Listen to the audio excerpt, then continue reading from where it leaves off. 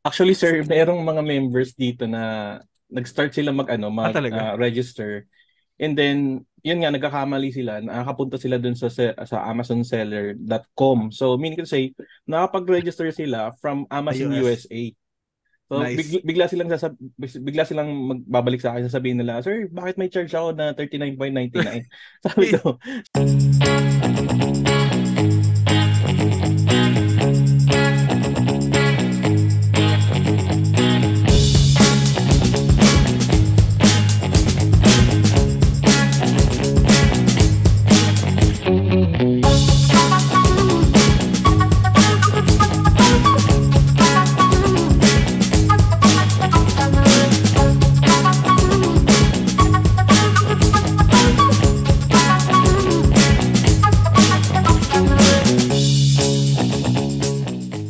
So, ibig sabihin, hindi na ako active. Kasi may conflict of interest. So, marami nagtatanong sa akin na estudyante from Dollar Profit Mastery na parang, Coach, ba't di kayo magbenta? Tapos sabi ko, ganito yan. Manager ako sa isang VA agency. Marami akong hawak na mga kliyente. Tapos, meron akong lead service na nagbibigay ako ng products. Parang ganun. May subscription, nagsusubscribe yung tao. Tapos, nagbibigay ako ng products everyday. Parang ganun. Ito yung bilhin nyo. Anong gagawin ko kung meron akong nakitang profitable na product? Tapos, may sarili akong store. Ibibigay ko sa inyo o sasarilihin ko? Or, paano kung may nakitang magandang product yung VA, yung isang VA na hawak ko para sa isang kliyente? Hindi kaya kunin ko para ibenta ko sa store ko. Parang ganun. So, it's a conflict of interest. And ito yung reason ko bakit umalis ako sa Amazon as a seller. Okay? Dati, maliit pala, no? Pero dati, umabot ako ng ito, yun nandito, parang mid-selling pa lang ito. Umabot ako ng 9,000 in sales dito. Pero umabot ako ng 30,000. Okay? Tapos dito, kung nababasa niyo to, parang yung sales ko is 9,000, yung profit out of it is $1,300 dollars. Tapos ito yung isang araw ko na sales, parang ganun, or isang buwan pala. Yan. Isang araw ko maabot ako minsan ng 500 ganyan or $300, parang ganun. So bakit ako nawala? Ayan. Crypto. Okay, nag-crypto trading po ako. Okay, so isa yan sa mga pinakamalaking regrets ng buhay ko. Parang yung konting success ko na so inisip ko, magiging crypto guru na lang ako, parang ganon. So pinatalo ko lahat-lahat. $12,000 worth of inventory. Nilagay ko lahat sa crypto. And hindi $12,000 yung sales value, kundi $12,000 yung value lang yung binili ko. Yung bili ko dun sa mga products ay 12,000 something dollars. Tapos pinatalo ko, nakuha ko lang parang 9,000, 8,000, parang ganun, 8,000 to $9,000. Kasi talagang binagsak presyo ko na para mabenta na. Tapos lahat yung pera na yun, nilagay ko sa Bitcoin. Tapos ayan, nag-crash, alam niyo na noon.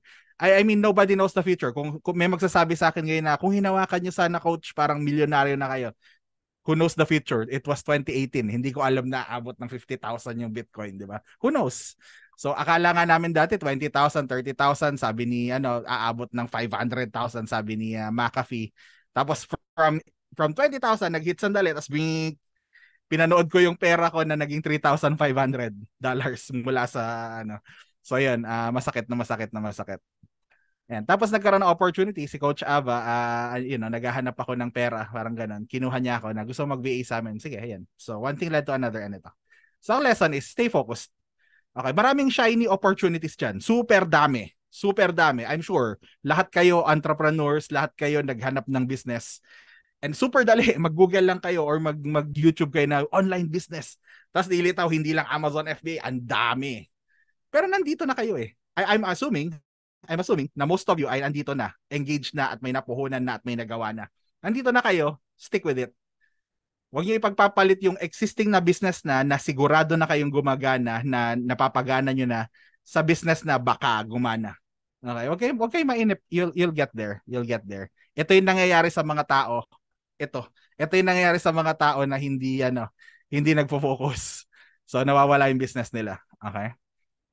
Tapos ito yung pinuntahan niyo rito. So ayan, tingnan natin kung ano i-cover natin today.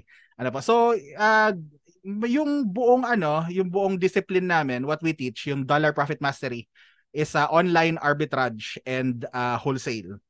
So dito po sa dahil syempre it takes us 8 weeks para ituro ito yung ano namin. So syempre we're doing it in an hour or 2 hours at most. So please understand po na this is a very condensed version. Okay po. And online arbitrage lang po, FYI, is yung tinatawag yung hijacking or piggybacking. Yun mismo yung ginagawa namin. Sari-sari store model, yun nga yung sinasabi ko. Na existing products on Amazon, yun ang bibilin mo and hanap ka lang ng profitable na source somewhere. Okay? So, let's go. Ito po yung namin, overview of the Amazon Marketplace. Yun ang una natin yung So, yung major differences between the US and UAE marketplaces. So, sandali, konti lang naman yun. Bakit dapat nyo i-consider na magbenta sa US Marketplace? And then, paano kayo makakabenta sa US Marketplace nang wala kayo sa US? So, number 2, natin yung kailangan nyo para makapagbukas ng Amazon Seller Central account. Ano yung required documents, tapos a little about business entities. So, business entities, yung mga corporation o LLC, yung mga ganun tipo. Okay? Tapos, how to find profitable products. So, I'm sure yung iba sa inyo, you'll find this very familiar kasi hindi naman nag-iiba So, yung basic criteria namin sa Dollar Profit Mastery and, isa sa mga techniques na ginagamit namin, na tinuturo namin. And then, syempre, FBA process na I'm sure a lot of you will find very familiar din. And then, yung purchasing and then yung mga tinatawag na prep center. I'm not sure kung may prep center dyan sa Middle East. But, we'll discuss that. Tapos, punta tayo sa Q&A. So, sa Q&A, kahit na hindi na covered nito, sige, magtanong lang kayo and then, kung alam ko, sasagutin ko to the best I can. Okay po. Sa kung may tanong kayo as we go, ilagay niyo sa chat. It's good na sagutin ko rin yung iba real time. Okay pa. So, an overview. Yan. Ito, based lang sa konting research ko kasi ang hirap maghanap nga ng sources sa YouTube. Tama kayo.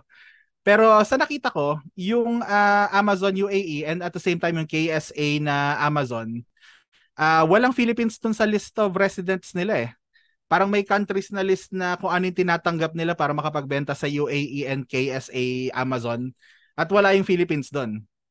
So, tapos, sa nakita ko rin, yung Amazon UAE and KSA, dapat nilagay ko palang KSA dito, parang parang professional account lang kayo, pero libre. Yun ang maganda Professional account na kaagad, tas libre, wala kayong monthly fee. Kasi ito yung major na dapat nyo i-consider kung bakit kayo magbenta sa Amazon US. Kasi sa SEMrush, according to SEMrush, so 21.8 million visitors noong July 2023 yung Amazon UAE. Hindi ko nakuha sa KSA. Tapos tingnan naman natin sa US. Okay? So yung US open to a large number of countries including the Philippines. So may mga estudyante kami from merong Thailand, Malaysia, Japan, UK, Canada, syempre Pilipinas. So yan, nakalimutan ko meron pa yatang Dubai yata saka Qatar, parang ganun kung hindi ako nagkakamali. And then sa Amazon US naman, pwede kayong mag-choose ng individual and professional. So yung individual plan is kada benta nyo 99 cents yung kukunin ng Amazon aside from yung mga fees nila na standard. Tapos walang monthly fee. So maganda siya. Teka lang, pala natin. Professional plan is $39.99 per month pero wala nang per sale fee. Tapos kasama yung mga fees, syempre. So, magandang individual kung tipong nagpa-practice ka lang na ikaw yung gagawa ng lahat. Tapos hanggang wala kang balak magbenta ng more than 40 items. Pero pagka naka-professional plan ka na, it makes sense na, pagka you intend na yumaman dito, of course. So, you want to sell more than 40 items, di ba? So, just simple math. Ang pinakasulit is yung professional plan na kaagad. Tapos, professional plan has additional na mga functions. Kunyari, yung ability para gumawa ng sub-accounts. Kunyari, may VA kayo, gusto nyo magkumuha ng virtual assistant, yung matutulong sa inyo mag-product sourcing. Kunyari, ako, I manage, mga US sellers. So, meron ako access sa account nila. Nakikita ko ano yung pwede lang makita, ganyan. Para ako na yung mag-ayos ng account nila. Parang ganun.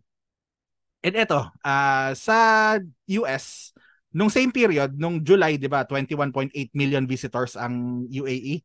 Ang US ay 2.7 billion with a B nung July, nung same na period na yan. So, ano yan, 100? Mahigit 100 beses na mas malaki. So, yung size pa lang nun, I think, it makes sense na itap din yung market na yan. Okay? And then, ayun nga, sa nakita ko pa dun sa UAE and KSA na mga So please correct me if I'm wrong. Ano po, paki-message sa akin or sabihin niyo sa akin. Pero parang naghahanap sila ng certificate of residency, parang ganon, para makapagbenta ka sa Amazon. Parang ganon, di ba? Yes sir, ang hinahanap dito is yung residence ID. Meaning to say parang national ID kung sa Pilipinas, and then bank statement lang if individual. Pero kung professional, go ahead sir. Anong mangyayari pagka umuwi kayo ng Pilipinas? Hindi na kayo nagbalik? Pwede pa ba? Pwede pa. Actually, may mga nakausap din ako ng mga members na before nag-register sila dito way back 2019. And then, they're still doing Amazon selling nandyan sa Pilipinas. So, ang ginagawa walang nila, yearly na walang yearly na parang is resubmit information. No, hindi siya parang bank na parang KYC na kailangan yearly submit mo yung documents. Hindi. Okay. So, medyo false pala tong statement ko na isa. Akala kasi, sa Amazon US, every year, meron ng tinatawag na Informed Act. So every year, kailangan mong i-update yung information mo. Every year, yung mga ginamit mo na documents para i-open yung account mo, i-resubmit mo ulit. Parang so pagka hindi na siya bago, parang pag nagbago na, parang mahihirapan ka. Or pag nawala mo yung same na documents, mahihirapan ka. So wala pa lang ganun. So never mind. You can keep selling pa rin naman. So ang next ang advantage na talaga, I guess, is yung larger marketplace. So, syempre, larger marketplace, mas maraming bumibili, mas maraming profits. 'Di ba? So, tapos, I'm not sure kung ano yung mga available na tools for the UAE and KSA market. Pero sa US kasi, super daming tools na available na, yun nga, ako yung data analyst, basically, ako yung product analyst. So, madali yung trabaho ko kasi madaling makita lahat ng data, maraming tools para kung ano yung kailangan data makikita kaagad. Dito, sir, ang available pa lang na nagamit ko is yung Helium 10, but yung Jungle Scout hindi siya open. Wala pa. Okay lang. Eventually palagay ko pag lumaki enough yung market, I think. Ayan. So how can you sell successfully kung nasa US ka? How can you successfully sell sa US market nang wala ka doon? So kagaya nung sa inyo rin na yung mga umuwi na, so, pwede kang mag-source ng product. So, again, this is piggybacking in your terms. Piggybacking. So, OA sa amin, online arbitrage.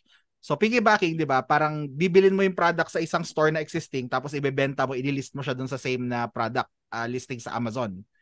So, yun nga, maraming tools na panghanap ng product sa US market. Tapos marami ring virtual assistants na available kung sakaling kayo yung tipo na super busy, wala na kayong time. Super dami dito sa Pilipinas, and isa ako sa mga yon. Marami din ang kaibigan na VA na yan ang trabaho nila. Parang they source for the US market para naghanap sila ng product. Tapos so solve na yung product saan ko kukunin yung product ko? Parang paano ako maghanap ng product? So yun nga, maghahanap ka lang sa online stores which you can access through the internet, di ba? As long as may computer ka at internet connection. So, tapos, merong mga tinatawag dito na prep centers sa US. So, I'm not sure kung meron dyan sa inyo. Pero sa US kasi, malalaking mga kumpanya yung mga prep center. And ang ginagawa nila is they have a warehouse. Tapos, isi-ship mo yung products mo sa kanila. So, bibilihin mo from this store. Kunyari, target.com. Bibili mo yung product doon, isi-ship mo sa prep center. Tapos yung prep center, i-repackage nila per Amazon standards. Tapos ipapadala nila sa Amazon. So kasi sa US, I'm not sure dyan sa UAE and KSA markets. Pero sa US kasi, may requirements sila na kunyari pagka yung tipong maliliit na bagay na may risk na malunok ng bata, yung maliit na part niya. Parang kailangan meron nakasulat na na choking hazard, parang ganon. Or kunyari kung liquid siya na na pwedeng mag-leak. So kailangan yung takip niya very sealed na hindi siya matatagas, parang ganoon. Or kung babasagin, 3-foot drop. So kailangan i-bubble wrap siya enough para pag binagsak ng 3 feet hindi mababasag or madadamage. Tapos yun namang sa payment, diretso naman sa bank account mo sa Pilipinas. So walang problema. Okay. Tapos nakita ko may FBA diyan, 'di ba, sa inyo sa UAE? Yes sir, merong FBA. Meron. Pero may prep centers ba dyan? Yung mga business nila is nagre-repackage na o kayo magpa-package? Actually, may na-meet pa lang ako isang company na gumagawa niyan. Pero sobrang dami. Isa pa lang yung na-meet ko. Nice. Pero ibang lahi. Parang Jordanian ata yun or Lebanese yung may-ari. Pero nice. Meron siya. Pero mostly kasi ginagawa namin is Ayun FBM, na lang. tapos yung iba FBA na lang. Send na lang sa sa Amazon warehouse. I see. So, by the way, nabanggit mo yung FBM, dito rin pala, no? May tinatawag na third-party logistics yung mga prep center sa US and they take care of your FBM orders. Kunyari, meron kang binebenta na gusto mong FBM instead of FBA. Alangan naman nandito sa Pilipinas, tapos pag may order sa US, papa LBC mo. 'Di ba? Super mahal nun. Logistically challenging. So yung mga prep centers sa US, they'll hold the product for you. Pag may umorder, sabihan mo sila or may system kayo na na parang pag may umorder, ma-alert sila tapos sila na yung magpapadala. Okay, so ginagawa ng mga prep centers yan. Tapos yun nga, Amazon pays you straight to your bank account, Philippine bank account. Ayan. So the things you need para mag-open ng US seller central account. So lahat kayo meron ito for sure. Kailangan nyo ng driver's license or passport. So yung iba, tinatry nila na gamitin yung kanilang national ID or other ID. May nakakalusot, may hindi. Hindi ko alam kung tatanggapin yung next year pagka kailangan nila mag-resubmit.